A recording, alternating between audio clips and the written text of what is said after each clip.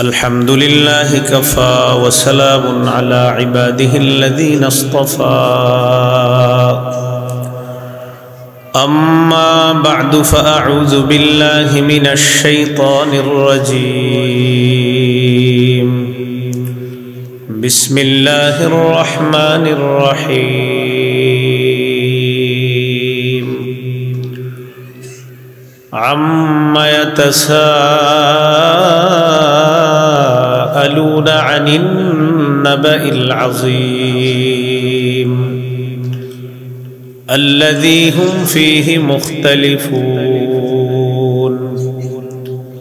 كلا سيعلمون ثم كلا سيعلمون ألم نجعل الأرض مهادا والجبال أوتادا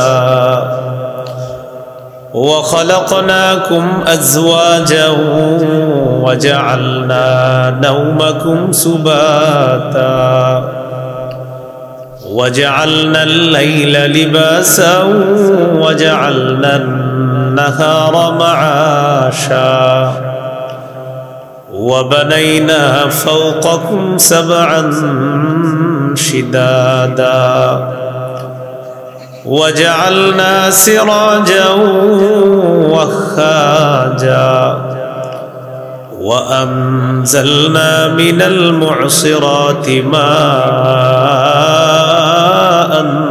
ثجاجا لنخرج به حبا ونباتا وجنات ألفافا اللهم صل على محمد وعلى آل محمد كما صليت على إبراهيم وعلى آل إبراهيم إنك حميد مجيد اللهم بارك على محمد وعلى آل محمد كما باركت على إبراهيم وعلى آل إبراهيم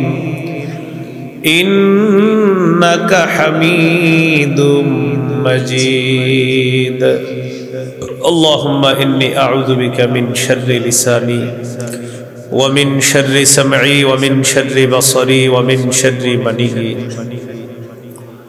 উত্তর আজিবপুর যুব সমাজ ও এলাকাবাসীর উদ্যোগে সকল মৃত ব্যক্তিদের রূহের মাগফিরাত কামনায় ওয়াজ দোয়ার মাহফিলের প্রধান বক্তা মুফতি সাখাওয়াত হোসাইন রাজি দামাত বরকাতুহুমুল আলিয়া সিনিয়র মুহাদ্দিস লালবাগ মাদ্রাসা ঢাকা গুরুত্বপূর্ণ কথা বলবেন মুফতি মোহাম্মদ মহিউদ্দিন আশরাফি খতিব বাইতুল নূর জামে মসজিদ ওয়ারি ঢাকা মাওলানা মোহাম্মদ লুৎফুর রহমান ইমাম ও খতিব আটি কেন্দ্রীয় জামে মসজিদ সিদ্দিরগঞ্জ নারায়ণগঞ্জ প্রধান অতিথি আলহাজ মহিউদ্দিন আহমেদ সাবেক সভাপতি ঢাকা ওয়াসা ইস্কাটন রমনা বিশেষ অতিথি বীর মুক্তিযোদ্ধা আলহাজ ATM আব্দুল মান্নান ব্যবস্থাপনা পরিচালক US শপিং কমপ্লেক্স সভাপতি মাওলানা মুফতি জাকির হোসাইন খতিব উত্তর আজিবপুর শাহী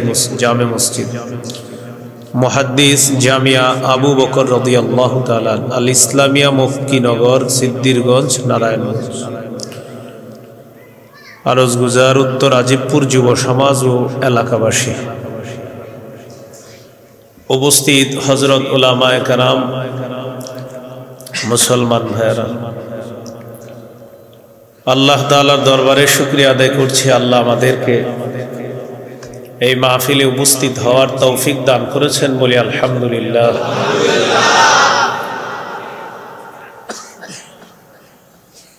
30 নম্বর পারার প্রথম সূরা সূরাতুন নাবা এই সূরার কিছু অংশ আপনাদের সামনে তেলাওয়াত করলাম। নাবা অর্থ হলো সংবাদ, ঘটনা। সূরাতুন নাবার আয়াত সংখ্যা 40।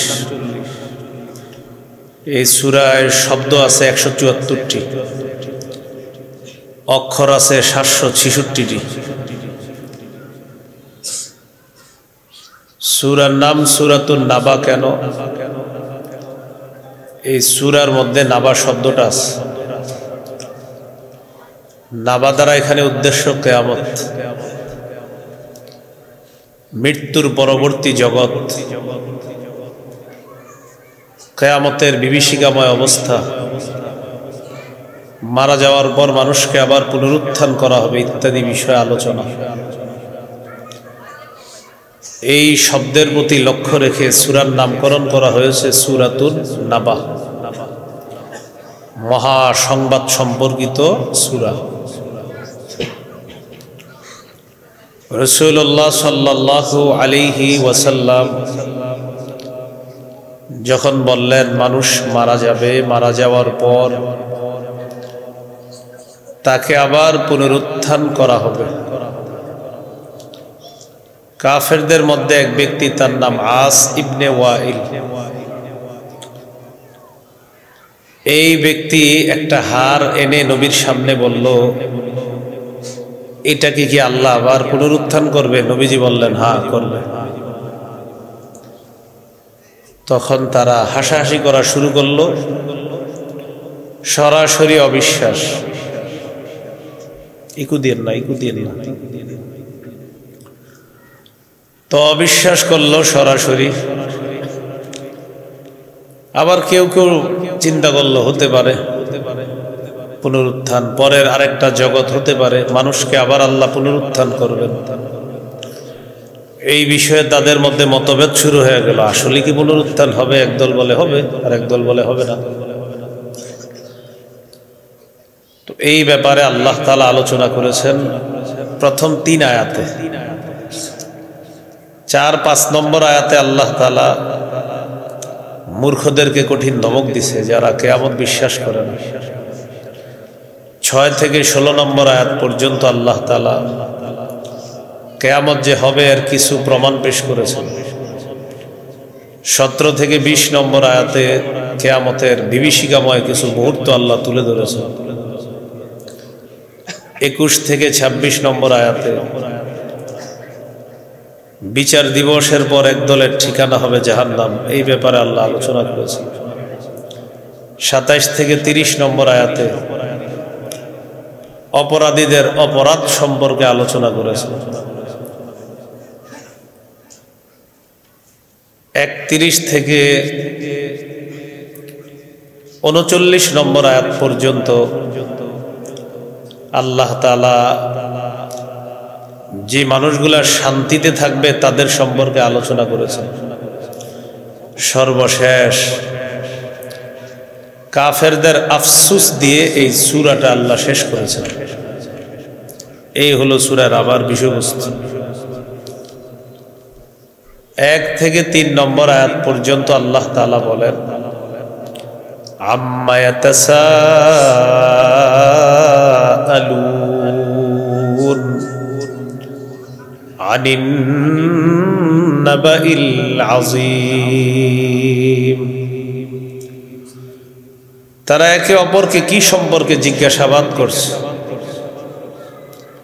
তো আল্লাহ বলেন, আনিন নাবাইল আযীম, মহা সংবাদ সম্পর্কে। আল্লাযী হুম ফীহি মুখতালিফুন, যে বিষয়ে তারা মতভেদ করে, ওই মহা সংবাদ সম্পর্কে তারা মতভেদ করে। আরে না, এগুলা ফাও কথা। একদল বলে আর একদল বলে না, হতে পারে। এই হলো 1 থেকে 3 নম্বর আয়াত। যারা পুনরুত্থানকে বিশ্বাস করে না তারা মূর্খ, তাদেরকে আল্লাহ ধমক দিছে 4 এবং 5 নম্বর আয়াতে। কাল্লা সায়ালামুনা সুম্মা কাল্লা সায়ালামুন, যারা বলে পুনরুত্থান বলতে কিছু নাই, তাদের ধারণা সঠিক নয়। কাল্লা, কখনো তাদের ধারণা সঠিক নয়। সায়ালামুন, অচিরেই তারা জানতে পারবে কিয়ামত হবে কিনা। সুম্মা কাল্লা সায়ালামুন, আল্লাহ আবার গুরুত্ব দিয়ে বলে, যারা বলে হবে না তাদের ধারণা কখনোই সঠিক না, তারা অচিরেই জানতে পারবে কিয়ামত হবে কিনা। এই হলো মূর্খদেরকে আল্লাহ ধমক দিলেন। সূরাতুল হজের এক আয়াতে আল্লাহ বলেন, ওয়া আন্নাস সাআতা আতিয়াতুল লা রাইবা ফিহা, কিয়ামত হবে, লা রাইবা ফিহা, কোনো সন্দেহ নাই। ওয়া আন্নাল্লাহা ইয়াবআসু মান ফিল কুবুর, যারা কবরে আছে আল্লাহ তাদেরকে আবার পুনরুত্থান করবেন। সূরা মুমিন বা সূরা গাফিরের মধ্যে আছে 24 পারা 13 নম্বর পৃষ্ঠার শুরুতে আছে, ইন্নাস সাআতা লাআতিয়াতুল লা রাইবা ফিহা, কিয়ামত অবশ্যই আসবে, কোনো সন্দেহ নেই।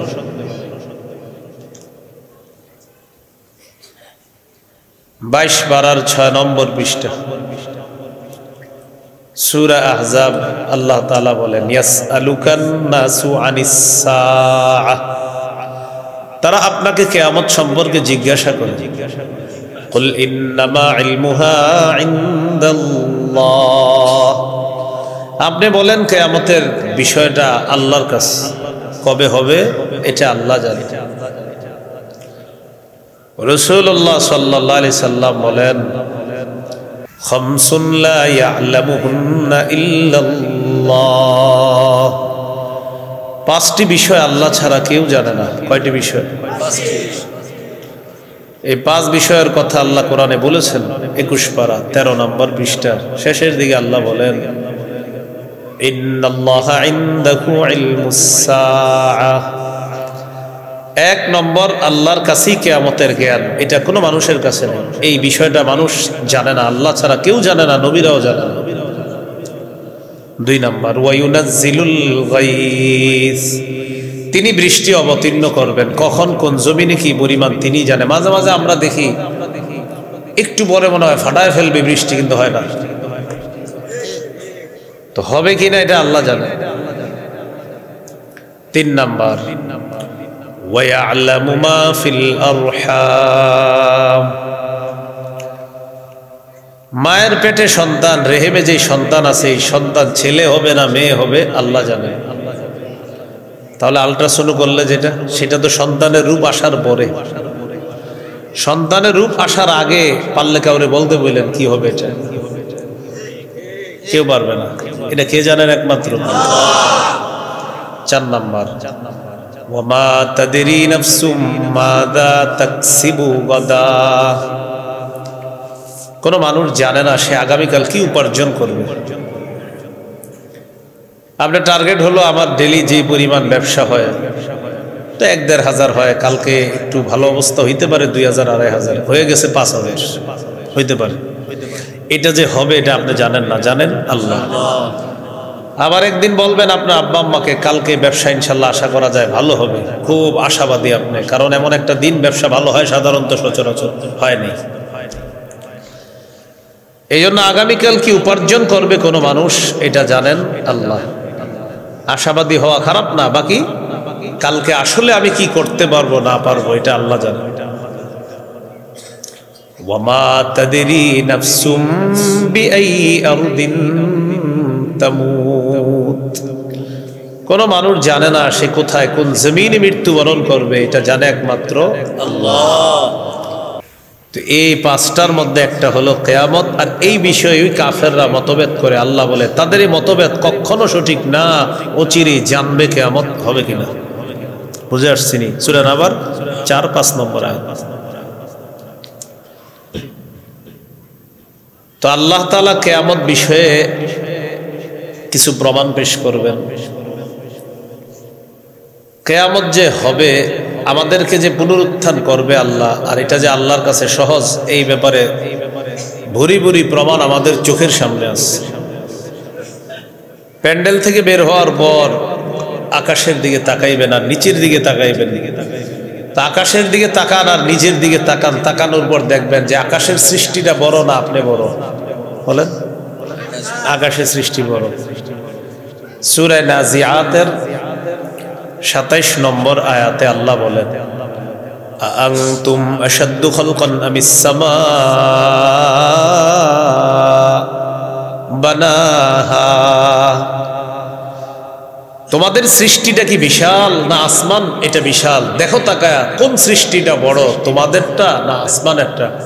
তো আমরা আকাশে তাকায় দেখি এত বড় সৃষ্টি, আর আমি একদম ক্ষুদ্র একজন, তো আমরা দেখে বলি কি আসমানেরটাই বেশি বড়। আল্লাহ বলেন বানাহা, এটা আমি আল্লাহ এইভাবে রাখছি। তো আমি আল্লাহ যদি আসমান এইভাবে রাখি, এত বড় সৃষ্টি, তুমি তো ছোট্ট একটা, তোমারে আবার পুনরুত্থান করা তো আমার কাছে কোনো ব্যাপার না।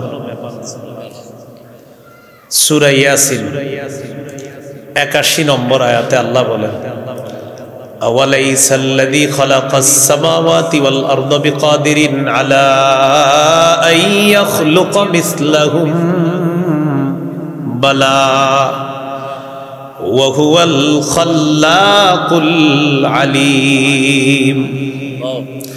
যিনি আসমান জমিন সৃষ্টি করেছেন, তিনি কি এইগুলার মতো বানাইতে আবার সক্ষম নন? আল্লাহ বলতেছেন যিনি আসমান, এই বিশাল আসমান জমিন সৃষ্টি করেছেন, তিনি কি এগুলোর মতো আবার বানাতে সৃষ্টি করতে সক্ষম নন? তো আল্লাহ বলেন অবশ্যই সক্ষম। ওয়া হুয়াল খাল্লাকুল আলীম, তিনি সর্বশ্রেষ্ঠ স্রষ্টা, তিনি সবচেয়ে মহাজ্ঞানী। সুবহানাল্লাহ। তাহলে বুঝে শুনে আমরা এখন বলি আমাদের সৃষ্টিটা বিশাল না আসমানেরটা? আকাশে। এটা কে সৃষ্টি করেছে? আল্লাহ। তো আমাদেরকে তো কোনো ব্যাপারই না।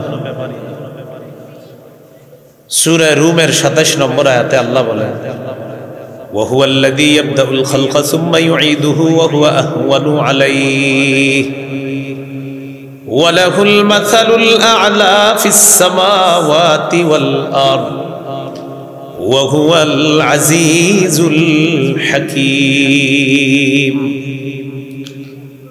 আল্লাহ তাআলা বলেন তিনি সৃষ্টির সূচনা করেন, আমি আপনি কিছুই ছিলাম না, অনস্তিত্ব থেকে অস্তিত্ব দান করেছেন আল্লাহ। সূরা দাহরের 1 নম্বর আয়াতে আল্লাহ বলেন হাল আতা আলাল ইনসানি হিনুম মিনাদ দাহর লাম ইয়াকুন শাইআম মাযকুরা। অবশ্যই মানুষের উপর এমন একটা সময় এসেছে যখন উল্লেখ করার মতো সে কিছুই ছিল না। এখন বুঝা শুনা বলেন, এই যে উল্লেখ করার মতো আপনি কিছুই ছিলাম না, এই কিছুই ছিলাম না থেকে এখন যে কিছু আসি করছে কে? আল্লাহ। তো এটাই বলতেছে তুমি কিছুই ছিলা না। এবার সূরা রুমের 27 নম্বর আয়াতে কি বলে দেখেন ওয়া হুয়াল্লাযী ইয়াবদাউল খালকা সুম্মা ইউঈদুহু, তিনি ওই স্রষ্টা ইয়াবদাউল খালকা, যিনি সৃষ্টির সূচনা করেন। তাহলে আমার আপনাকে সূচনা করেছেন আল্লাহ, অনস্তিত্ব থেকে অস্তিত্বে এনেছেন আল্লাহ। সুম্মা ইউঈদু, তিনি আবার পুনরায় তাকে সৃষ্টি করবেন। সুবহানাল্লাহ। আবার পুনরায় মারা যাব এরপর। এখন আল্লাহ যে কথাটা বললেন ওয়া হুয়া আহওয়ানু আলাইহি, আল্লাহ তাআলা বলেন পরের বার সৃষ্টি করা এটা তো আগের চাইতে আরো সহজ, আহওয়ান অধিক সহজ। আমার আপনার কোনো স্যাম্পল ছিল না, স্যাম্পল ছাড়াই সৃষ্টির সূচনা আল্লাহ করেছেন। এখন আমার আপনার একটা স্যাম্পল আছে। আল্লাহ বলেন স্যাম্পল ছাড়া তোমাকে প্রথম বানাইলাম আমি আল্লাহ। এখন তো তুমি আছো আব্দুর রহিম, তুমি আব্দুর রহমান, অমুকে অমুক, তোমাদের স্যাম্পল আছে। এই পরের বার তোমাকে আবার পুনরুত্থান করা আরো সহজ। তুমি কেমনে মনে করো তোমারে আমি পুনরুত্থান করতে পারবো না? আপনাদের বুঝে আসতেছিলি? তাহলে এখন আমরা স্যাম্পল আছি, তো আবার তোমাকে পুনরুত্থান করা এটা তো সহজ। ওয়ালাহুল মাসালুল আ'লা ফিস সামাওয়াতি ওয়াল আরদ, আসমান জমিনে সর্বোচ্চ মহিমা আল্লাহর, তার জন্যই সর্বোচ্চ মহিমা। ওয়া হুয়াল আজিজুল হাকীম, তিনি মহাপরাক্রমশালী মহাপ্রজ্ঞাময়। তাহলে আমাকে আপনি আবার পুনরুত্থান করা আল্লাহর কাছে কঠিন না আরো সহজ? এবার আঙ্গুলের মাথাগুলা দেখেন সবাই, আঙ্গুলের মাথা দেখছেন নি? হ্যাঁ, আচ্ছা, এটা দেখি দেই, টিপ দেই। আচ্ছা, এখানে আমরা যারা আছি সবাই মনে করেন চেহারা একরকম, সবার কথার কথা ধরে নেন, একরকম চেহারা, দেখতে একরকম, লম্বা একরকম, শরীর একরকম, আঙ্গুলের ছাপ মিলবে? আল্লাহ তাআলা বলেন বালা কাদিরিনা আলা আন নুসাউবিয়া বানানা। দুনিয়ার মধ্যে যার আঙ্গুল আমি যাকে দিয়েছিলাম, কিয়ামতের ময়দানে ওই সাপওয়ালা আঙ্গুলের মাথাটা অবিকল ওই মানুষটাকে আমি আল্লাহ আবার দিতে সক্ষম। সাপ মিলে না তোমাদের কারোটা? অবাক হয়ে গেছে, এটা আল্লাহ কেন বললেন? আমাদের ইয়াকিন, আমাদের বিশ্বাস পাকাপুক্ত করার জন্য। মানুষ, তোমার যে মাথার সাপগুলা সারা দুনিয়া এক করলেও তো তোমরা এই সাপ মিলাইতে পারবা না। ওই সাপওয়ালা আব্দুর রহমান যে, সাপওয়ালা আব্দুর রহিম যে, ওরে ওর আঙ্গুলের মাথাওয়ালা, ওই মাথাওয়ালা আঙ্গুলটা ওকেই দান করো। এটা আমি আল্লাহ, এত মারাত্মক একটা জিনিস যেটা পৃথিবীর কেউ পারে না নকল করতে, এটাও আমি আল্লাহ যখন তোমাকে দিব, তো তোমার বডি তো আমার কাছে ব্যাপার না। আরে বুঝে আসতেছি নি? তা আল্লাহ তাআলা বলেন 1 থেকে 3 নম্বর আয়াত সূরা নাবার, যে কিয়ামত এই বিষয়ে কাফেররা মতভেদ করে। 4-5 নম্বর আয়াতে ঝগড়া, আল্লাহ তাআলা ধমক দিছে যারা ঝগড়া করে, অবশ্যই জানবা কিয়ামত হবে কিনা, পুনরুত্থান হবে কিনা জানবা। এবার 6 নম্বর আয়াত থেকে আল্লাহ কিছু প্রমাণ পেশ করতেছে, মন দিয়ে শোনেন প্রমাণগুলো। আল্লাহ তাআলা বলেন আলাম নাজআলিল আরদা মিহাদা, আমি কি জমিনকে বিছানা বানাইনি? সুবহানাল্লাহ, জমিনকে কি বানাইছে? সূরা বাকারার 21-22 নম্বর আয়াতে আল্লাহ বলেন ইয়া আইয়ুহান নাস ইত্তাকু রাব্বাকুমুল্লাযী খালাকাকুম ওয়াল্লাযীনা মিন ক্বাবলিকুম লাআল্লাকুম তাত্তাকুন الذي جعل لكم الأرض فراشا والسماء بناء। কি বলে দেখেন, হে মানুষ, তোমরা তোমাদের রবকে ভয় করো। হে মানুষ, তোমরা তোমাদের রবের ইবাদত করো। ইয়া আইয়ুহান নাসু উবুদু রাব্বাকুমুল্লাযী খালাকাকুম, হে মানুষ, তোমরা তোমাদের রবের ইবাদত করো, যিনি তোমাদেরকে এবং তোমাদের পূর্বে যারা অতিবাহিত হয়েছে তাদেরকে সৃষ্টি করেছে। তো আল্লাহ বলেন কেন এটা করবা? লাআল্লাকুম তাত্তাকুন, যাতে তোমরা মুত্তাকি হতে পারো। তাহলে কি বললেন? হে মানুষ, উবুদু রাব্বাকুম, তোমরা তোমাদের রবের ইবাদত করো, যিনি তোমাদেরকে আর তোমাদের পূর্ববর্তী যারা দুনিয়া থেকে বিদায় নিয়েছে, অতিবাহিত হয়েছে, তাদেরকে যিনি সৃষ্টি করেছেন তার ইবাদত করো। কেন? যাতে তোমরা মুত্তাকি হও। এখন ওই রব কে? আল্লাহ বলেন আল্লাযী জাআলা লাকুমুল আরদা ফিরাশা, যিনি তোমাদের জন্য এই গোটা জমিনটাকে বিছানা বানিয়েছেন। ওয়াস সামাআ বিনাআ, আসমানটা ছাদ বানাইছে।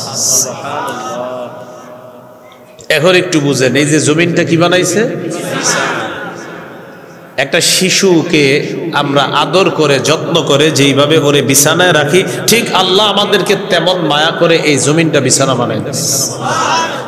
এটারও একটা প্রমাণ আছে, এটা যে মায়া করে আল্লাহ আমাদেরকে রাখছে। এখানে সূরাতুজ যুখরুফ 10 নম্বর আয়াত 25 নম্বর পারা 8 নম্বর পৃষ্ঠা আল্লাহ বলেন আল্লাযী জাআলা লাকুমুল আরদা মাহদা, আল্লাহ তাআলা তোমাদের জন্য জমিনকে দোলনা বানিয়েছে। দোলনা, দোলনায় কারে বসাই আমরা?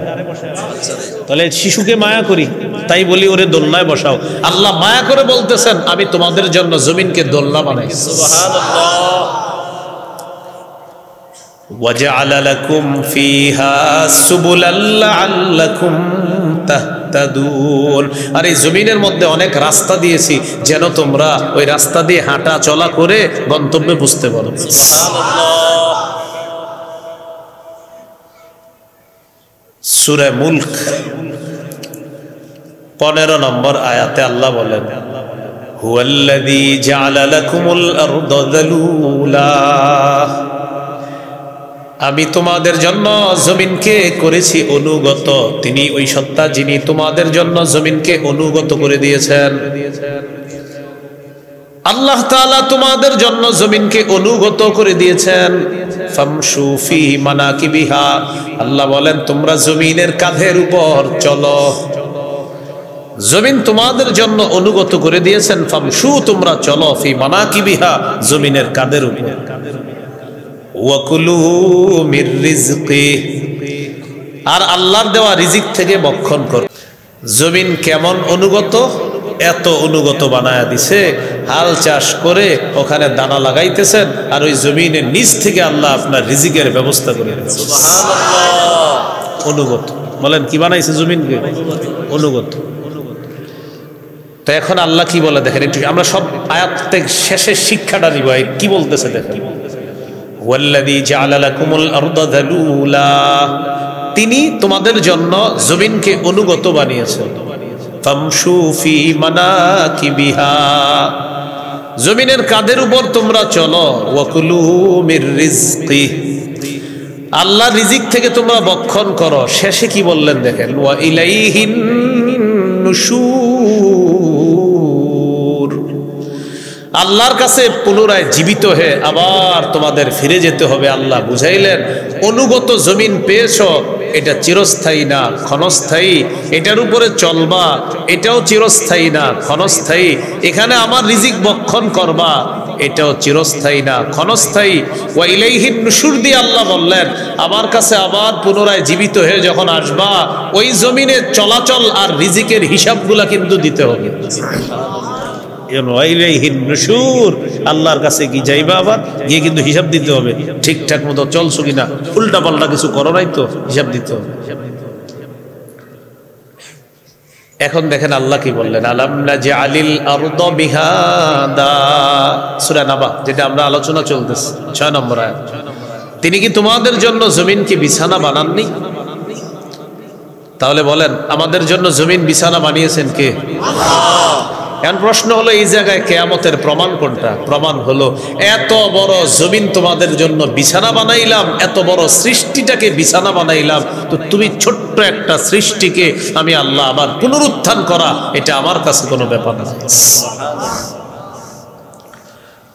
2 নম্বর প্রমাণ দিতেছে 7 নম্বর আয়াতে, ওয়াল জিবালা আওতাদা, তিনি কি মজবুত পাহাড়গুলোকে পেরেক বানাননি? জিবাল শব্দটা বহুবচন, এটার একবচন জাবালুন, অর্থ পাহাড়। আওতাদ শব্দটা বহুবচন, এটার একবচন ওয়াতাদুন, অর্থ পেরেক।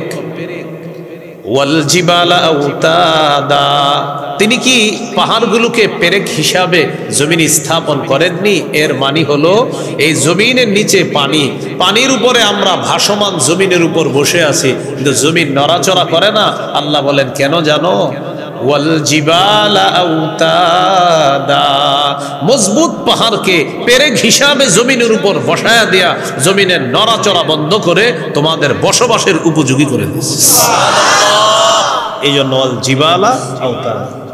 এখন এখান থেকে প্রমাণ নেন, প্রমাণ কোনটা?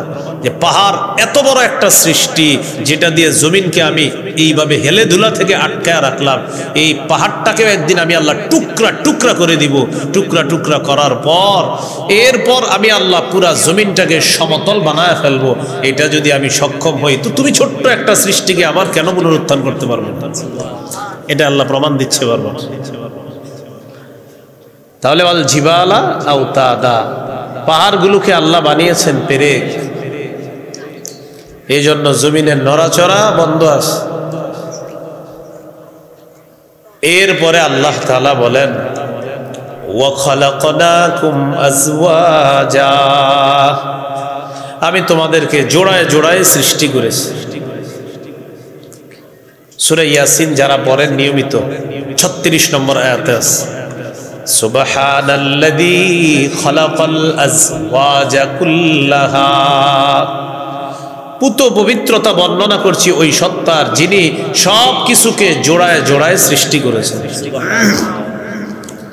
সূরা জারিয়াতের 49 নম্বর আয়াতে আল্লাহ বলেন, ومن كل شيء خلقنا زوجين لعلكم تذكرون কত নম্বর আয়াত 49 বলেন কত নম্বর 49 এর আগে কত 48 48 এর আগে এই 47 48 এ আল্লাহ কি বলে আর 49 এ কি বলে একটু মন দিয়ে শুনুন সূরা জারিয়াতের 47 48 আগে শুনি পরে শুনবো 49 47 নম্বর আয়াতে আল্লাহ বলেন والسماء بنيناها بأيدي وإنا لموسعون আল্লাহ তাআলা বলেন আসমানকে আমি আল্লাহ ক্ষমতা বলে সৃষ্টি করেছি সুবহানাল্লাহ والسماء بنيناها بأيدي وإنا لموسعون আসমান আমি নিজ ক্ষমতা বলে স্থাপন করেছি এইভাবে বানিয়েছি ওয়া ইন্না লামুসিউন আমি আল্লাহ সম্প্রসারণকারী এটা 47 এবার 48 ওয়াল আরদা ফারাশনাহা জমিনকে আমি আল্লাহ বিছানা করে দিয়েছি ফানি'মাল মাহিদুন আমি আল্লাহ কতই না উত্তম বিস্তৃতকারী আমি কতই না উত্তম বিস্তৃতকারী আমি কত সুন্দর বিছানা বিছিয়ে দিই তাহলে 47 নম্বর আয়াতে 48 এ আবার 47 এ 48 এ তাহলে বলেন তো জমিনের বিপরীতে আসমানের বিপরীতে এবার 49 নম্বর আয়াতে আল্লাহ বলেন ওয়া মিন কুল্লি শাইইন খালাকনা যাওজাইন আমি প্রত্যেকটা জিনিস জোড়ায় জোড়ায় সৃষ্টি করেছি মানে আসমানের বিপরীতে জমিন দেখো আর জমিনের বিপরীতে আসমান 49 গিয়ে বললেন ওয়ামিন কুল্লি শাইইন খালাকনা যাওজাইন আমি প্রত্যেকটা জিনিস জোড়ায় জোড়ায় সৃষ্টি করেছি লাআল্লাকুম তাযাক্কারুন যাতে তোমরা উপদেশ গ্রহণ করতে পারো তো জোড়ায় জোড়ায় কিভাবে পুরুষ নারী নারী পুরুষ জমিন আসমান আসমান জমিন সাদা কালো কালো সাদা আলো অন্ধকার অন্ধকার আলো সব জোড়ায় জোড়ায় সৃষ্টি করেছেন আল্লাহ তাআলা তাহলে এবার বলেন ইহকাল তো ইহকাল যেহেতু করেছি পরকালও আছে তাই তোমার মৃত্যুর পর আবার আরেকটা জগৎ আছে বিশ্বাস করো এটাই হলো প্রমাণ আপনারা বুঝতেছেন নি সবাই এটা আল্লাহ তাআলা বললেন খালাকনাকুম আজওয়াজা আমি তোমাদেরকে জোড়ায় জোড়ায় সৃষ্টি করেছি এরপরে আল্লাহ তাআলা বলেন ওয়াজআলনা নাওমাকুম সুবাতা আমি তোমাদের ঘুম নিদ্রাকে বানিয়েছি ক্লান্তি দূরকারী সুবহানাল্লাহ কি দূরকারী বিজ্ঞান বলে কোন মানুষ যদি 6 মিনিটও গভীর ঘুম ঘুমাইতে পারে তার মধ্যে নতুন করে আবার আল্লাহ তাআলা সজীবতা সৃষ্টি করে দেয় 6 মিনিট যদি আপনি গভীর ঘুম ঘুমাইতে পারেন নতুন করে আল্লাহ আবার সজীব সৃষ্টি করে দিবে আপনার প্রাণ সঞ্চার ফিরে পাবেন 6 মিনিট তাহলে ঘুম কত বড় নিয়ামত না আপনাদের কিন্তু মাথায় খালি আসবে যে হুজুর ঘুমের লগে কিয়ামতের সম্পর্ক একটু পরে বুঝাইতেছি মন দিয়ে শুনে না কারণ আল্লাহ তাআলা দলিল দিতেছে তো আমার রবের দলিল তো অবশ্যই সঠিক ওয়াজআলনা নাওমাকুম সুবাতা আমি তোমাদের ঘুম করেছি ক্লান্তি দূরকারী মানুষ সারাদিন কাজ করে তা আল্লাহ তাআলা তাকে ঘুম পাড়ায় এই ঘুমের মাধ্যমে তার ক্লান্তি আল্লাহ দূর করে দেয় ঘুম আল্লাহ প্রদত্ত এক মহা ঔষধের নাম হলো ঘুম সহিহ বুখারীর বর্ণনা 1975 নম্বর হাদিস 1975 রাসূলুল্লাহ সাল্লাল্লাহু আলাইহি সাল্লামের কাছে এক সাহাবীর ব্যাপারে অভিযোগ গেছে অভিযোগ হুজুর এই সাহাবী রাতের বেলা ঘুমায় না সারা রাত খালি তাহাজ্জুদ পড়ে বিবির হক আদায় করে না দিনের বেলা তার বাড়িতে মেহমান আসে মেহমানদের কোনো খোঁজ খবর রাখে না কারণ কামাই রোজগারি করে না মেহমানদের খাওয়াবে কিসে নবীজি ডাকলেন এদিকে আসো তুমি ওই সাহাবী ঘটনা কি বিবির নাকি খোঁজ খবর নাও না সারা রাত নাকি তাহাজ্জুদ পড়ো জি কামাই করো না সারাদিন তুমি নফল নামাজ পড়তে থাকো সারাদিন রোজা রাখো আর রাতের বেলা তাহাজ্জুদ দিনের বেলা রোজা রাখে রাতের বেলা সারা রাত নামাজ পড়ে আর কোনো কামাই করে না কিচ্ছু করে না নবীজি বললেন ঘুমাও কখন তো ঘুমায়ও না فقال رسول الله صلى الله عليه وسلم إن لجسدك عليك حقا তোমার উপর তোমার শরীরের হক আছে ওয়ালি আইনিকা আলাইকা হাক্কা তোমার চোখের উপর তোমার হক আছে তোমার চোখের জন্য তোমার উপর হক আছে তাহলে শরীরের হক আছে চোখের হক আছে ওয়ালি জাওজিকা আলাইকা হাক্কা তোমার উপর তোমার বিবির হক আছে ওয়ালি জাওরিকা আলাইকা হাক্কা তোমার মেহমানের উপর মেহমানের জন্য তোমার হক আছে তাহলে তোমার শরীরের জন্য তোমার হক আছে তোমার চোখের জন্য তোমার উপর হক আছে তোমার স্ত্রীর জন্য তোমার উপর হক আছে তোমার মেহমানের জন্য তোমার উপর হক আছে তোমার চোখের জন্য তোমার উপর হক আছে দ্বারা তুমি ঘুমাইতে হবে চোখকে বিশ্রাম দিতে হবে এই ঘুম এটা আল্লাহ প্রদত্ত এক মহা ঔষধের নাম হলো ঘুমানো কি করা ঘুমানো তো এই জন্য আমি এগুলার খুব বিরোধিতা করি যে সকাল 8টা থেকে ওয়াজ শুরু করা হ্যাঁ 8টায় এরপরে আবার করবেন 9টায় আবার 10টায় আবার 11টা আমার তো এগুলা এখন কেউ বলে না বললেও মনে করেন ইচ্ছা মতো কিছু কোরআন হাদিস দিয়া প্রমাণ দিয়ে বলে দিই না আপনি কোন আপনার কথা মানবো না শরীয়ত মানবো না কয় একটু 10টায় আসা যায় না একটু জোরের আগে আসা যায় না একটু জোরের পরে আসা যায় না একটু 2টায় আসা যায় না একটু 3টায় আসা কেন এত কিছু কেন করতে হবে দিনের নামে বদ্দিন কেন করতে হবে বলে আপনার শরীরের হক কোথায় আপনার চোখের হক কোথায় আপনার স্ত্রীর হক কোথায় এটা আপনার দুনিয়ার সব দায়িত্ব আল্লাহ তাআলা দিয়ে পাঠান নাই তো যথেষ্ট ওলামায়ে কেরাম এখন আমাদের দেশেও আছে কেন আপনার অমুক দূর থেকে একজনকে আনতে হবে আনার পর এরপরে আপনাকে ওনারে বলতে হবে যে হুজুর ঘুমটুম দরকার নেই আপনি বইরা যান এরপরে আসেন কেন সঠিক নাই চোখের হক আছে শরীরের হক আছে স্ত্রীর হক আছে এটা শরীয়ত শরীয়ত আপনি মানতে হবে না আবেগ দিয়ে এটার উপর প্রাধান্য বিস্তার করা যাবে না শরীয়তকে আগে রাখতে হবে আবেগ পরে রাখতে হবে আমার আবেগকে শরীয়ত ওয়ালা আবেগ বানাতে হবে কি বানাতে হবে আবেগকে কি ওয়ালা আবেগ শরীয়ত ওয়ালা আবেগ ওয়ালা শরীয়ত না বরং শরীয়ত ওয়ালা আবেগ এটা মনে রাখতে হবে আল্লাহ তাআলা আমাদেরকে বুঝার তৌফিক দান করেন এখন কথা হলো ঘুম ঘুমের সময় আমরা বলি আল্লাহুম্মা বিসমিকা আমুতু ওয়া আহইয়া আল্লাহ আপনার নামে মরি আপনার নামে জিন্দা হই আল্লাহ তাআলা বুঝায় দুনিয়াতে তোমাদের মৃত্যুর একটা নিদর্শন আমি আল্লাহ প্রতিদিন দেখায়া দেই মৃত্যুর নিদর্শন প্রতিদিন দেখায়া দেই তুমি যখন ঘুমাইলা আমি না চাইলে আর উঠতে পারবা না এই যে আমি চাইলে আবার উঠতে পারবা যখন আমি আল্লাহ তোমাকে দুনিয়াবি মৃত্যু দিয়ে দিব মৃত্যু দেওয়ার পর আমি আল্লাহ আবার তোমাকে পুনরুত্থান করতে পারবো এর দলিল হব দুনিয়াতে যখন তুমি ঘুমাও ঘুমানোর পর আমি চাইলে তুমি আবার জাগ্রত হতে পারবা না চাইলে আর এই জগতে জাগ্রত হইতে পারবা না আল্লাহ বুঝাইতে চায় দুনিয়াতে তুমি যখন ঘুমাও এটা এক ধরনের মৃত্যু তোমার এই মৃত্যু থেকে আবার পুনরায় তুমি উঠবা কিনা ঘুম থেকে এটা আমি আল্লাহ জানি তো দুনিয়াতে তোমাকে মৃত্যুর পর আবার জীবিত হওয়ার নিদর্শন প্রতিদিন দেখাই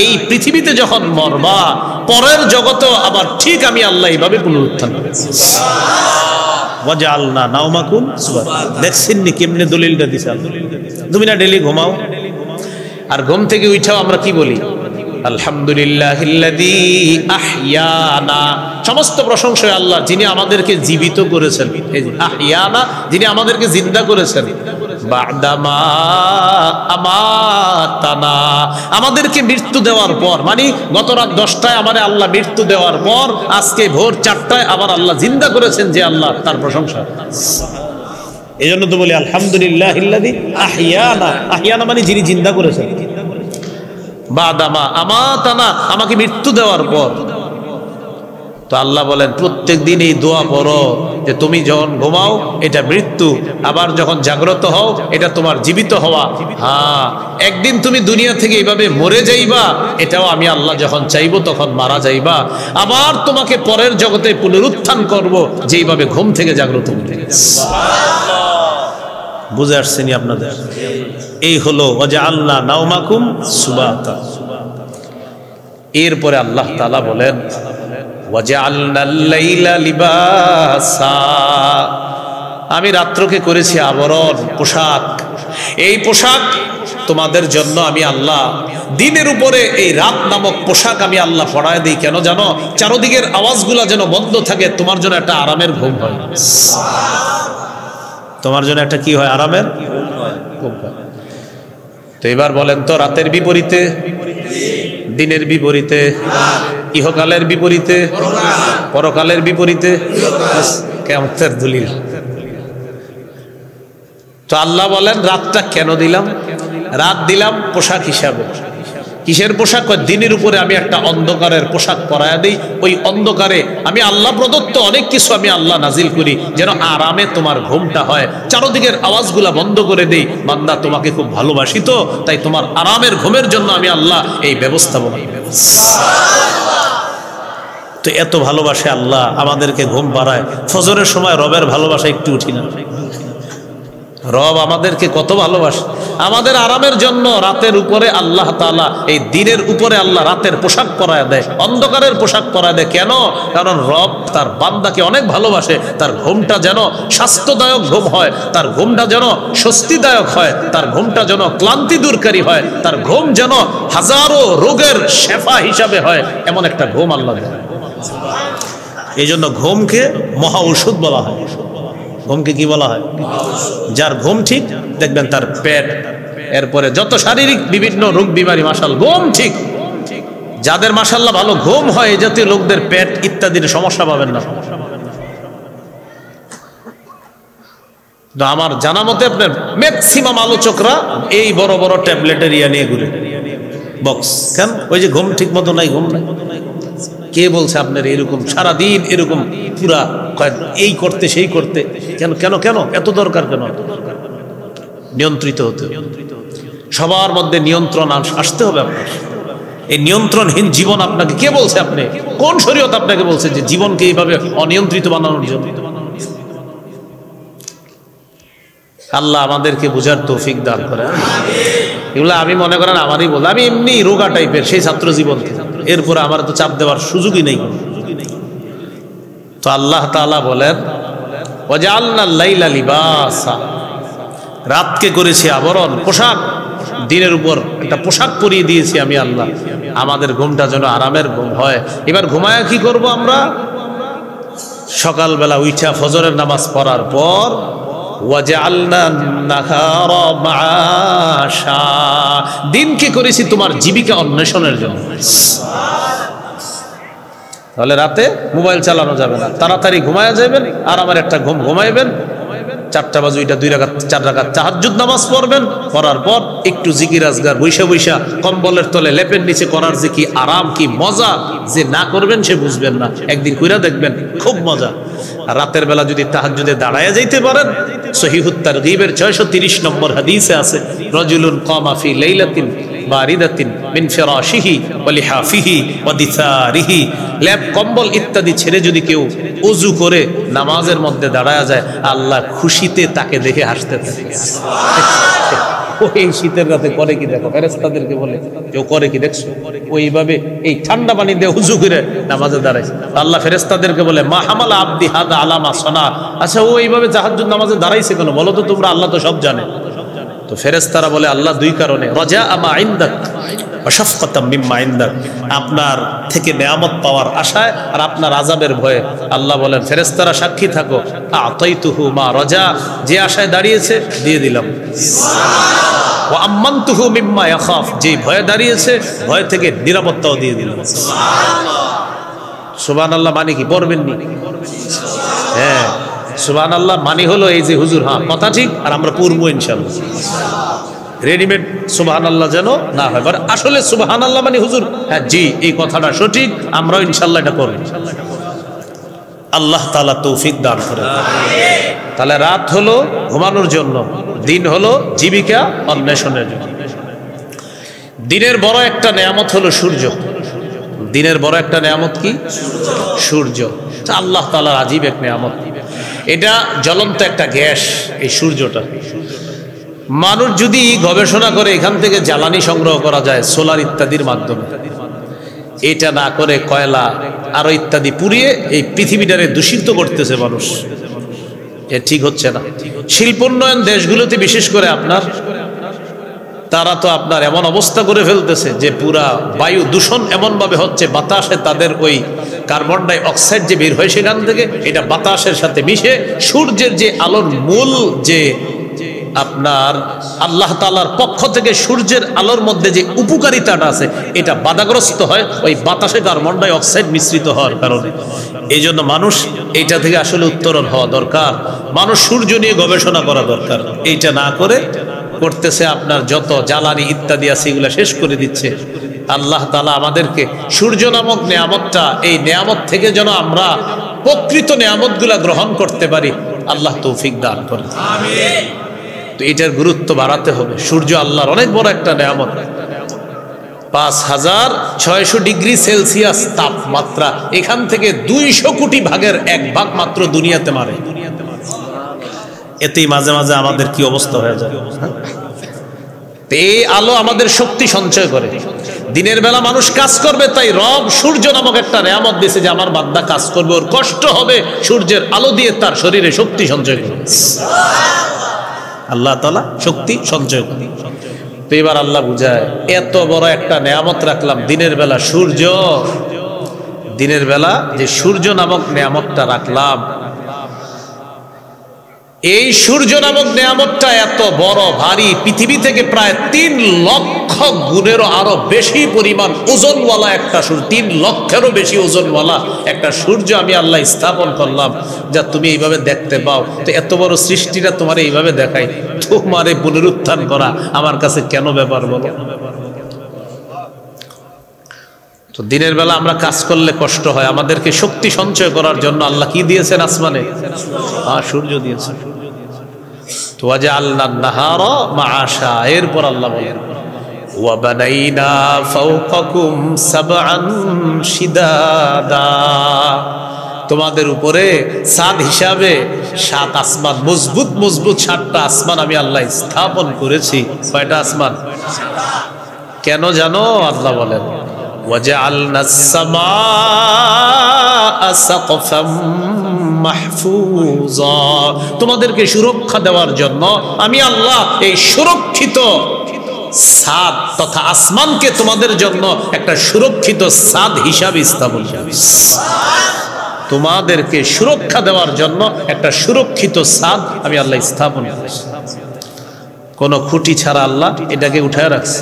সূরা রুমের 25 নম্বর আয়াতে আল্লাহ বলেন وَمِنْ آيَاتِهِ أَنْ تَقُومَ السَّمَاءُ وَالْأَرْضُ بِأَمْرِهِ, আল্লাহ বলেন আসমান এবং জমিন এইভাবে যে আছে, আসমানটা এইভাবে আছে, জমিনটা এইভাবে আছে, এটা আল্লাহর নিদর্শনাবলীর মধ্যে অন্যতম নিদর্শন। এটা কিভাবে আছে জানো? আমি আল্লাহর হুকুমে, খুঁটি ছাড়া আসমান দাঁড়িয়ে আছে, আমি আল্লাহর হুকুমে ওই পাহাড়ের মাধ্যমে এই ভাসমান পানির উপরে এই জমিনটা স্থির হয়ে আছে। তাহলে বলেন তো, খুঁটি ছাড়া আসমান, এটা আল্লাহর কি নিদর্শন? এভাবে রাখছে কে? আল্লাহ। তো বানাইনা ফাওকাকুম সাবআন শিদাদা, এরপরে আল্লাহ বলেন ওয়াজআলনা সিরাজাও ওয়াখাজা, আর এই আসমানের মধ্যে আমি কিরণময় প্রদীপ স্থাপন করেছি। ওই সূর্যের কথা আবার বলতেছে, কিরণময় প্রদীপ আমি আল্লাহ স্থাপন করে দিয়েছি এই আসমানের মধ্যে।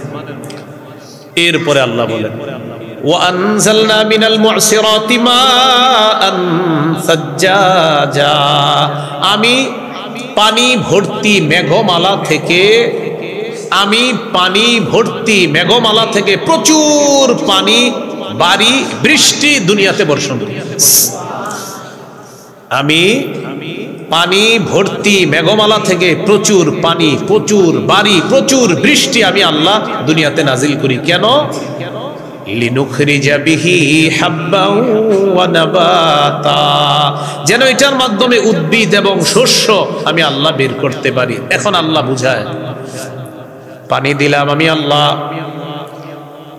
চাষাবাদ করলা, করার পর তুমি একটা ছোট্ট দানা লাগাইলা, দানা লাগানোর পর একটা দানা, এই এক দানা থেকে 7টা শীষ, 7 শীষ উৎপন্ন করার পর এক দানা থেকে গাছ উঠাইলাম, এখান থেকে 7টা শীষ বের করলাম, এক একটার মধ্যে 100 করে দানা আমি আল্লাহ দিয়ে দিলাম। লাগাইছি কয়টা? তো এখন একটু কিভাবে মাটিতে খুলে দিয়ে লাগানোর পরে তাকায় থাকবেন, হ্যাঁ খুইলা না, উঠবে না। মাটিটা এইভাবে দিয়ে রাখবেন, কিছুদিন পরে উঠে যাবে। তো আল্লাহ বলেন, এই যে এটা দিলা, এই যে আমি উঠাইলাম, এই যে পানির মাধ্যমে এটার প্রাণ সঞ্চার করলাম, তোমারও মরার পর আমি আল্লাহ আবার পুনরুত্থান করব।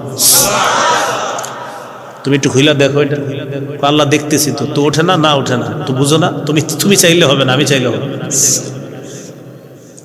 এক দানা আমরা লাগাইলাম, আসমানের পানি আল্লাহ দিলেন। তো আল্লাহ বলেন, আমি আবার এগুলার প্রাণ ফিরিয়ে দিই। আমি আল্লাহ দুনিয়াকে সজীব করি পানি দ্বারা, মৃত জমিনকে আবার জিন্দা করি। তো মৃত জমিনকে যদি আমি আল্লাহ আবার জিন্দা করতে পারি, তোমার মৃত্যুর পর আবার তোমাকে জিন্দা করতে পারি। ওয়াজান্নাতিন আলফাফা, এবং ঘন পাতা ভর্তি বাগান দান করেছি। ঘন পাতা বিশিষ্ট বাগান আমি আল্লাহ দান করেছি। ফুলের বাগান, ফলের বাগান আমি আল্লাহ উৎপন্ন করি ওই পানির মাধ্যমে। কি উৎপন্ন করি?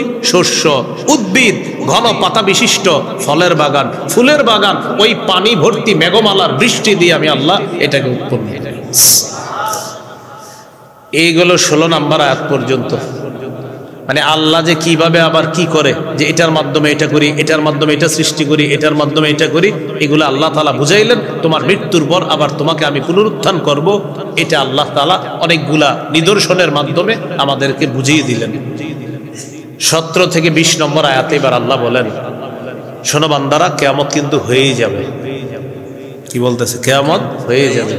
কিয়ামতটা যেদিন হবে সেদিন কঠিন মুহূর্ত হবে। সেদিন আল্লাহ বলেন, ইন্না ইয়াউমাল ফাসলি কানা মিকাতা, বিচার দিবস সুনির্ধারিত, ফয়সালার দিবস সুনির্ধারিত, মীমাংসার দিবস সুনির্ধারিত। বলেন, বিচার দিবস সুনির্ধারিত। সূরা হুদের 114 নম্বর আয়াতে আল্লাহ, 104 নম্বর আয়াতে আল্লাহ বলেন, ওয়ামা নুআখিরুহু ইল্লা লিআজালিম মা'দুদ। কিয়ামতের বিষয়টা আমি আল্লাহ মুলতবি করে রেখেছি কিছু কালের জন্য। মুলতবি, মুলতবি কারে কয়? মানে স্থগিত কারে বলে? মানে জিনিসটা হবে, আটকায় রাখছি। এর মানে কিয়ামতের বিষয়টা আল্লাহ বুঝাইতে চায়, হোসনো হয়ে গেল কিন্তু শুধু আটকায় রাখছি, হুকুম করব ঘটে যাবে।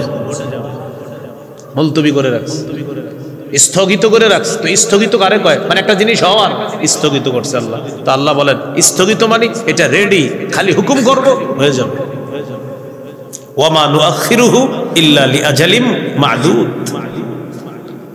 তো আল্লাহ বলেন, ইয়াউমা ইয়াতি লা তাকাল্লামু নাফসুন ইল্লা বিইজনি, কেউ সেদিন আল্লাহর হুকুম ছাড়া কথা বলবে না। ফামিনহুম শাকিয়্যু ওয়া সাঈদ। আল্লাহ তাআলা বলেন, ওই বিচারের দিবসে, মীমাংসার দিবসে, সেদিন মীমাংসা হওয়ার পর দুইটা দল হবে। মানুষের মধ্যে একটা দল হবে হতভাগা, আর একটা দল হবে সৌভাগ্যবান। ফাআম্মাল্লাযীনা শাকু ফাফিন্নার, যারা হতভাগা তাদের ঠিকানা জাহান্নাম। ওয়াম্মাল্লাযীনা সুইদু ফাফিল জান্নাহ, আর যারা সৌভাগ্যবান তারা চিরস্থায়ী জান্নাতের মেহমান। সুবহানাল্লাহ। যারা হতভাগা ফিন্নার, তারা জাহান্নামে থাকবে, যারা সৌভাগ্যবান তারা জান্নাতে থাকবে। তাহলে আসেন কি বলতেছে দেখেন, ইন্না ইয়াউমাল ফাসলি কানা মিকাতা, বিচারের দিবসটা সুনির্ধারিত। এবার বিভীষিকাটা কি হবে দেখেন, ইয়াউমা ইউনফাখু ফিস-সূর ফাতাতুনা আফওয়াজা, সেদিন সিংহায় ফু দেওয়া হবে, তোমরা দলে দলে উপস্থিত হবা। সিংহায় ফু দেওয়া হবে, তোমরা দলে দলে উপস্থিত হবা। ওয়া ফুতিহাতিস সামাউ ফাকানাত আবওয়াবা, আসমান খুলে দেওয়া হবে। আসমান খুলে দেওয়ার পর অনেকগুলা দরজা বিশিষ্ট হবে আসমান, ওই দরজা দিয়ে ফেরেশতাদেরকে নামিয়ে আনা হবে। আসমান খুলে দেওয়া হবে, আর ওই খোলা আসমান অনেকগুলা দরজা হবে, এটা দিয়ে কাদেরকে নামিয়ে আনা হবে? সূরা ফুরকানে আছে, আরো সুন্দর করে আছে, ইয়াউমা তাশাক্কাকুস সামাউ বিল গামাম ওয়া নুজিলাল মালাইকাতু তানজিলা। সেদিন আসমান ফেটে যাবে আল্লাহর তাজাল্লি সহ, ওয়া নুজিলাল মালাইকাতু তানজিলা, ফেরেশতাদেরকে নামিয়ে আনা হবে, ওই ফাটা দিয়ে নামিয়ে আনা হবে। তাহলে আসমান ওয়ালারা নেমে গেল, বাস আসমানে কেউ নাই, ধ্বংস আসমান। রয়ে গেল জমিনের উপরের পাহাড়গুলা। ওয়াসুইরাতিল জিবাল, ফাকানাত সারাবা, পাহাড়গুলাকে হাকিয়ে নেওয়া হবে আর পাহাড়গুলা চূর্ণ বিচূর্ণ হয়ে ফাকানাত সারাবা, মরিচিকার মতো হয়ে যাবে এই মজবুত পাহাড়। কিসের মতো হয়ে যাবে? মরিচিকা কারে কয়? মানে কিচ্ছু থাকবে না, বাস মরিচিকার মতো কিচ্ছু, মানে এটার কোনো দাম নাই, অস্তিত্বহীন হয়ে যাবে আপনার, মানে এটার কোনো ভ্যালু থাকবে না। এই পাহাড়টাকে আল্লাহ তাআলা এমন করে দিবেন এটার কোনো ভ্যালু, ফাকানাত সারাবা, মরিচার মতো হয়ে যাবে এমন। মরিচা কাকে বলে বা মরিচিকা কাকে বলে? মরিচিকা ওই পাহাড়, আমরা যখন সমুদ্রের মরুভূমির মধ্যে যাই, যাওয়ার পর দূর থেকে দেখি চিকচিক করতেছে, কি জানি পানি পানি পানি, সামনে গিয়ে দেই পানি। এই যে পানি পানি মনে হচ্ছে, আসলে কিছু না। আল্লাহ তাআলা বলেন এই পাহাড়গুলাকে হাকিয়ে নেওয়া হবে, এগুলা হয়ে যাবে মরিচিকার মতো।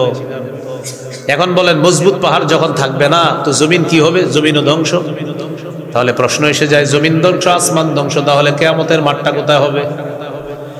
সূরা ইব্রাহিমে আল্লাহ বলে দেয়, ইয়াউমা তুবাদদালুল আরদু গায়রাল আরদি ওয়াস সামাওয়াত,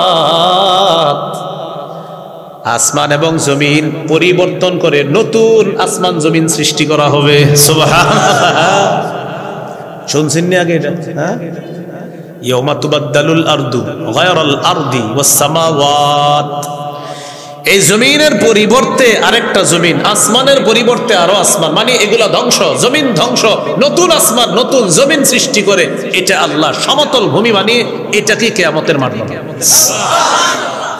হ্যাঁ, এটা কি? ওয়াবারাজু লিল্লাহিল ওয়াহিদিল কাহ্হার, মানুষ দলে দলে ছুটে আসবে, বারাজু, তারা আসবে লিল্লাহিল ওয়াহিদিল কাহ্হার, মহা প্রতাপশালী ক্ষমতাধর এক আল্লাহর সামনে মানুষগুলো উপস্থিত হবে। তাহলে ভাই এখান থেকে কি শিখলাম? এই আসমান এই জমিন বাস ধ্বংস হয়ে যাবে, ফেরেশতাদেরকে নামিয়ে আনা হবে। সব ধ্বংস হওয়ার পর আল্লাহ বলেন জমিনকে আবার নতুন করে সৃষ্টি করা হবে, জমিনটাকে পরিবর্তন করে আবার নতুন জমিন করা হবে, আসমান পরিবর্তন করে নতুন আসমান করা হবে। এখানে আল্লাহ কিয়ামতের মাঠ স্থাপন করে বিচার ব্যবস্থা শুরু করে। তো ফুতিহাতিস সামাউ ফাকানাত আবওয়াবা ওয়া সুয়িরাতিল জিবালু ফাকানাত সারাবা, এই হলো 20 নম্বর আয়াত। তো বিচার আপনার হওয়ার পর, যখন বিচার হবে, এরপর একদল মানুষ জাহান্নামী হবে, তাদের ব্যাপারে আল্লাহ বলেন ইন্না জাহান্নামা কানাত মিরসাদাল লিত্তাগিনা মাআবা, নিশ্চয়ই জাহান্নাম ওত পেতে আছে, লিত্তাগিনা মাআবা, সীমালঙ্ঘনকারী যারা, নাফরমান যারা, তাদের জন্য ঠিকানা হিসাবে জাহান্নামটা ওত পেতে আছে। নাউজুবিল্লাহ। লাবিসিনা ফিহা আহকাবা, যুগ যুগ ধরে সেখানে থাকবে। লা ইয়াদুকুনা ফিহা বারদাও ওয়ালা শারাবা, সেখানে তারা কোনো ঠান্ডা কিছু পাবে না, কোনো পানিও পাবে না। ইল্লা হামিমাউ ওয়া গাসসাকা, ফুটন্ত পানি পাবে আর গাসসাক পাবে, মানে জাহান্নামীদের পুঁজগুলা তাদেরকে দেওয়া হবে। জাহান্নামীরা বলবে, ও ফেরেশতা খাবার লাগবে, খাবার। আল্লাহকে ফেরেশতা বলবে, আল্লাহ জাহান্নামী খাবার চায়, আল্লাহ বলবে দিয়ে দাও, জাক্কুম খাওয়ায় দাও। লাকিলুনা মিন শাজারিম মিন জাক্কুম, সূরা ওয়াকিয়া। তো জাক্কুম খাবে, খাওয়ার পর আপনার গলায় আটকাবে কাঁটাযুক্ত ফল। তো এবার তারা বলবে পানি চাই, পানি পানি পানি লাগবে, পানি। তখন আল্লাহ তাআলা বলে দিবেন কি আর করা, দাও জাহান্নামীদের পুঁজগুলা পানি হিসাবে দাও। এই গাসসাক, গাসসাক কাইহু সাদীদু আহলিন নার, জাহান্নামীদের রক্ত, পুঁজ ইত্যাদি এইগুলা পানি হিসাবে ওই তাদেরকে দেওয়া হবে পান করার জন্য।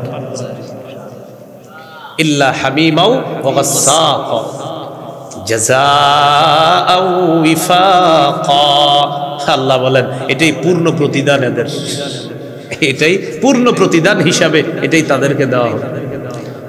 তাদের অপরাধ কি? আল্লাহ বলেন ভয়ঙ্কর দুইটা অপরাধ তাদের। ইন্নাহুম কানু লা ইয়ারজুনা হিসাবা, আজকে যে হিসাব হবে, কিয়ামতের মাঠে যে হিসাব হবে, এটা তারা কামনাই করতো না, বলতো এগুলা বোকাস কথা। তারা এই ফলাফল দিবস, বিচার দিবস কামনা করতো না, বিশ্বাস করত। আরেকটা অপরাধ, কাযযাবু বিআয়াতিনা কিযাবা, আমার আয়াতগুলা তারা অস্বীকার করত। আল্লাহ বলেন ওয়া কুল্লা শাইইন আহসাইনাহু কিতাবা, আমি সব লিখে রাখছি। কি বলতেছে? আমি সব জমা করে রাখছি, আমার ফেরেশতারা, আমার লেখক ফেরেশতারা সব লিখে রাখছে। ওয়া কুল্লা শাইইন, সব, আহসাইনাহু লিখে রেখেছি, কিতাবা খাতা হিসাবে, লিপিবদ্ধ হিসাবে কুল্লা শাইইন আহসাইনাহু কিতাবা, লেখা হিসাবে সব জমা করে রাখছি আমি আল্লাহ, মানে আমার লেখক ফেরেশতারা সব লিখে রাখছে। এবার আল্লাহর পক্ষ থেকে তাদেরকে বলা হবে তো আর কি করা, ফাযুকু আযাব ভোগ করো, ফালান নাযীদাকুম ইল্লা আযাবা, তোমাদেরকে আমি আল্লাহ কিছুতেই কিছু বাড়াবো না, শুধু আযাবই বাড়াবো, তোমাদেরকে আর কিচ্ছু বাড়াবো না, শুধু আযাবের পর আযাব বাড়াবো, বাস ভোগ করতে থাকো। এই হলো আপনার 30 নম্বর আয়াত সূরা নাবার। এই 30 পর্যন্ত গেল, মোট 6টা বিষয় আলোচনা হলো। 1 থেকে 3 নম্বর আয়াতে হলো কিয়ামতের বিষয়ে ঝগড়া, ওই যে মতভেদ আপনার কাফেরদের। 4-5 নম্বর আয়াতে গেল মূর্খদেরকে ধমক দিতেছে না কিয়ামত হবেই। 6 থেকে 16 নম্বর আয়াতে আল্লাহ বিভিন্ন দৃষ্টান্ত পেশ করে বুঝাইলেন, দলিল দিলেন কিয়ামত যে হবে, পুনরুত্থান হবে। 17 থেকে 20 নম্বর আয়াতে চতুর্থ বিষয় কিয়ামতের বিভীষিকাময় অবস্থা বর্ণনা করলেন। 21 থেকে 26 নম্বর আয়াতে কিয়ামতের দিবসে ফায়সালার পর একদল মানুষের ঠিকানা জাহান্নাম, এটা আলোচনা করলেন। 6 নম্বর বিষয় আল্লাহ আলোচনা করলেন যাদেরকে জাহান্নামে দিবেন, কেন দিবে আল্লাহ, এই বিষয়ে আল্লাহ কথা বললেন। যাদের বড় বড় অপরাধ, এরা আমার এই বিচার দিবস বিশ্বাস করতো না, কামনা করতো না, ফলাফল বলতে কিছু আছে এগুলা মানতো না, আর আমার আয়াতগুলাকে অস্বীকার করতো। এই হলো 6টা বিষয়। 7 নাম্বার আর 8 নাম্বার বিষয় 31 থেকে 40 নম্বর আয়াত পর্যন্ত আছে আর কি ওখানে। আজকে এতটুকু। আল্লাহ তাআলা আমাদের সকলকে যে কথাগুলা শুনলাম বললাম আমল করার তৌফিক দান করেন।